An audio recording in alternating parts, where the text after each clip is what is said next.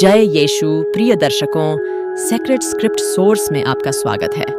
मैं हूं कीरा नाइटली और मुझे खुशी है कि मैं आपको प्राचीन किस्सों और समय के साथ चलने वाले ज्ञान के साथ इस सफर का मार्गदर्शन कर सकती हूं। आज के एपिसोड में हम आपके सामने लाते हैं एक चुनौतीपूर्ण कहानी, मेरोज का श्राप। यह एक ऐसी कहानी है जिसे बाइबल के पृष्ठों में पूरी तरह से नहीं पाया जाता है।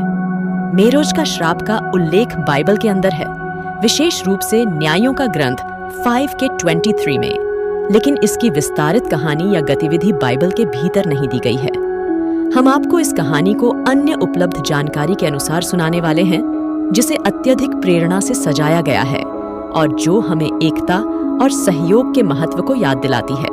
तो चलिए चलते हैं मेरोज का श्राप की दुनिया में, जो आपको इद्रिस एल्बा के सुंदर संवाद में बहुत ही खूबसूरती से पेश की जाएगी।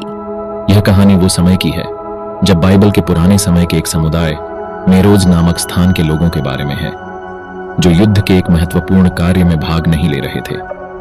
यह कहानी बाइबल के न्यायिक ग्रंथ बुक ऑफ जजेस में मिलती है, जो किसी खास समय और स्थान को निर्दिष्ट नहीं करता है।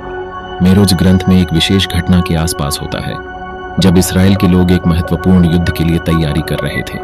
इस युद्ध के लिए सभी यहूदी गोत्रों से सहयोग और समर्थन की आवश्यकता थी, लेकिन मेरोज नामक स्थान के लोगों ने यह सहायता नहीं की। मेरोज ने समर्थन करने की आपसी असहमति के कारण वे इस युद्ध के लिए उनके समुदाय का सहयोग नहीं किया, और इसके परिणाम स्वरूप उन पर एक दिव्य श्राप आया। दिव्य श्राप ने कहा, मेरोज, तुम्हारी आपसी असहमति ने तुम्हें श्रापित किया है।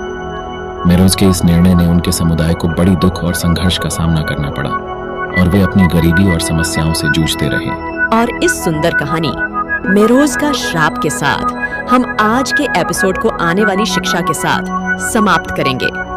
यह कहानी हमें याद दिलाती है कि जीवन में हमारे कर्मों का महत्व होता है और हमारी व्यक्तिगत और सामाजिक चुनौतियों का निर्णय हमारे जीवन को प्रभावित कर सकता है।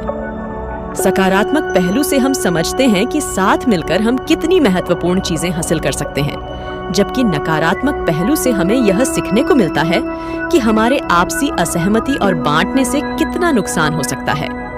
बाइबल में यदि हम भजन संहिता 133:1 को देखें तो हमें यह संदेश मिलता है, देखो, अच्छा और अमूल है कि भाइयों के मध्य एक साथ बैठना।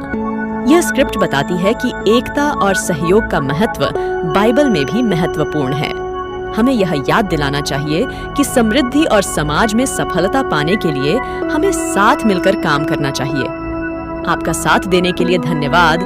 सेक्रेड स्क्रिप्ट सोर्स पर हमें ज्ञान और प्रेरणा मिलती रहती है, और हम आशा करते हैं कि आपको यह कहानी पसंद आई होगी। फिर मिलते हैं अगले एपिसोड में।